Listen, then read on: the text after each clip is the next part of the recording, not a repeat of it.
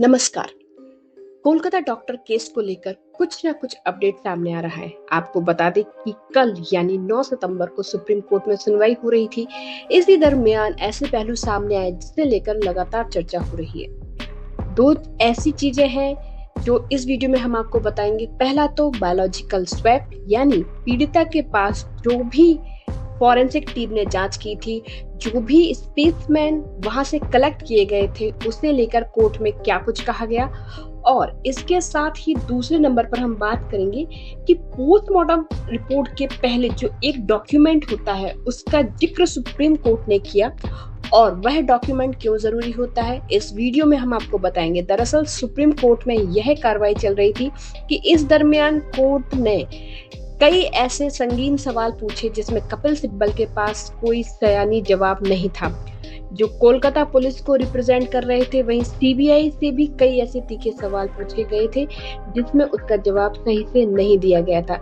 अब बता रहे हैं कि आखिर बायोलॉजिकल स्वैप को लेकर क्या कुछ था। दरअसल बायोलॉजिकल स्वैप जो होता है वह उस सेमिनार हॉल में जैसे डेड बॉडी पड़ी थी डॉक्टर पीड़िता की, तो फॉरेंसिक टीम आई होगी, जांच पड़ताल की होगी, इसके बाद वहां से सारे एविडेंस जो भी उन्होंने कलेक्ट किए होंगे वह एविडेंस उन्होंने कलेक्ट किया और आगे की जांच के लिए ले गए होंगे।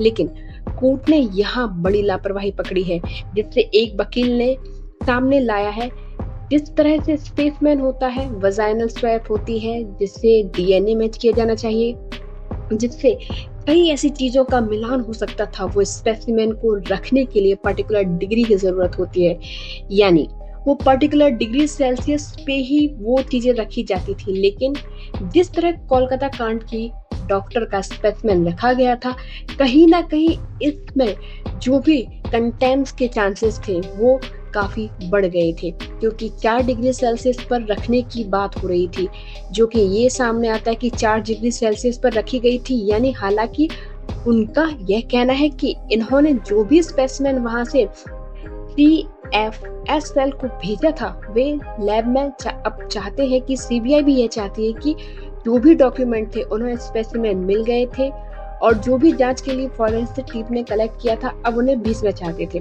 यानी एम्स के लैब्स में। लेकिन जिस तरीके से स्पेसमैन के साथ सारी चीजें हुई होंगी, उन्हें बहुत मुमकिन है कि एविडेंस इतने अच्छे नहीं मिलेंगे। ये तो पहली बात है। अब दूसरी बात पर बात करेंगे तो पोस्टमार्टम रिपोर्ट के पहले एक नाम जिक्र हो रहा था, वह था पेपर चालान का। चालान के नाम से जिक्र हो रहा है। सुप्रीम कोर्ट ने भी पूछा है कि जिस पर कपिल सिब्बल से पूछा गया था कि पोस्टमार्टम करने वाले डॉक्टर को चालान सौंपी गई थी, इस पर उनके पास कोई जवाब नहीं था। इसके बाद कपिल सिब्बल लगातार अपने पेपर ढूंढने लगे, लेकिन वह कहते कि अगली पेशी के दौरान वह जरूर पेश करेंगे। लेकिन फिलहाल इस वक्त उन्हें वो पेपर नहीं मिल रहा है।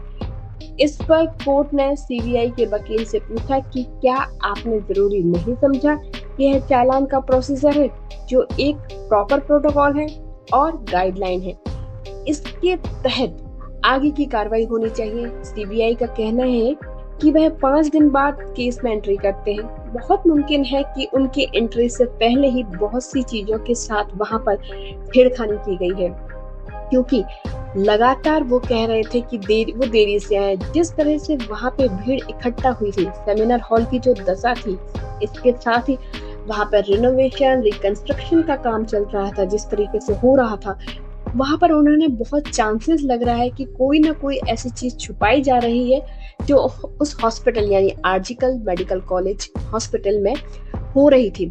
यह सीबीआई का कहना था। फिर भी सीबीआई से पूछा गया कि क्या आपने यह डॉक्यूमेंट उनसे मांगा था, तो उन पर उसका कहना था कि हो सकता है कि कोलकाता हाई कोर्ट के कोर्ट हियरिंग के टाइम ये डॉक्यूमेंट हमें सौंपी गई थी, इसीलिए हमने आगे नहीं मांगा होगा।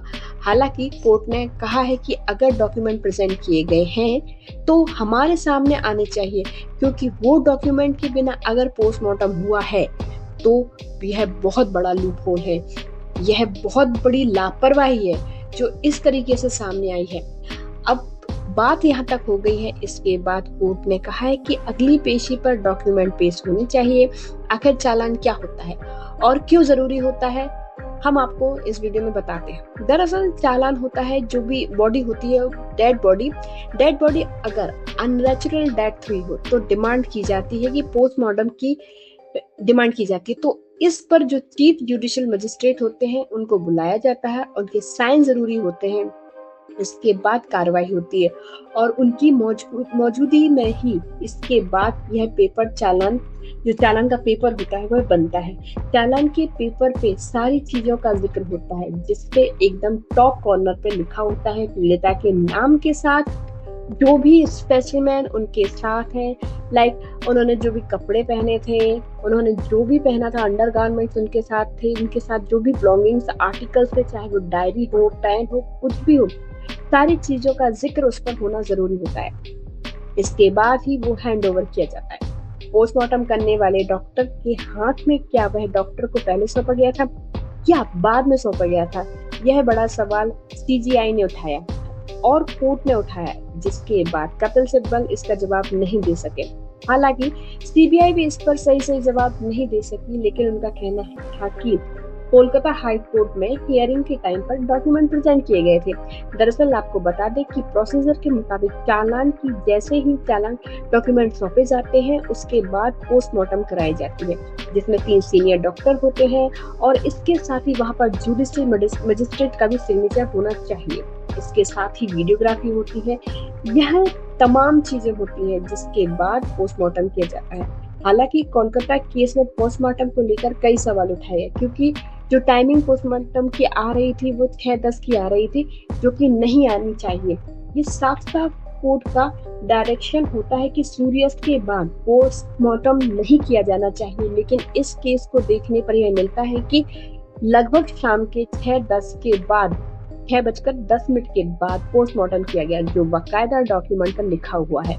अब चालान की हम बात कर रहे हैं तो हम आपको बता दें कि यह तमाम तरीके के स्पेसिमेन का जिक्र होता है जो पोस्टमार्टम रिपोर्ट करने वाले डॉक्टर को सौंपा जाता है, जिसके बाद यह तमाम पहलुओं पर वह अपना रिपोर्ट तैयार करते हैं, इन्वेस्टिगेशन ऑफिसर को सौंपते हैं, जिसमें वो डॉक्यूमेंट होते हैं, यानी उनके जो स्पेसिमेन होते हैं उसमें क्लॉथ, अंडरगारमेंट्स, आर्टिकल उससे सील किया जाता है और वे डॉक्टर के होते हैं। वो सील करने के बाद इन्वेस्टिगेशन ऑफिसर को सौंप देते हैं। यह प्रोसीजर था, लेकिन इसे इस तरीके से फॉलो किया गया या फिर नहीं, यह चालान पेश होगा, इस पर पता चलेगा। फिलहाल हम आपको बता दें कि चाहे जो भी बायोलॉजिकल स्वैप हो, इसे लेकर चाहे वो चालान हो, इन दोनों को लेकर जो मिस्ट्री सामने आई है उसे देखकर आप कोलकाता कांड में कुछ न कुछ नई कड़ियां जुड़ती नजर आ रही है। और जिस तरीके से यह थ्योरी सामने आ रही है, हो ना हो, यहाँ पर ऐसे कई एंगल सोचने पर मजबूर करते कि आखिर कोलकाता पुलिस ने उस अस्पताल में क्या कुछ कार्रवाई किया और इसके बाद जब सीबीआई पहुंचती है तो सीबीआई के हाथ क्या कुछ लगता है, और इसके साथ ही अगर फॉरेंसिक टीम पहुंचती है तो फॉरेंसिक टीम ने जो जांच किया वो कितना सही और कितना गलत है।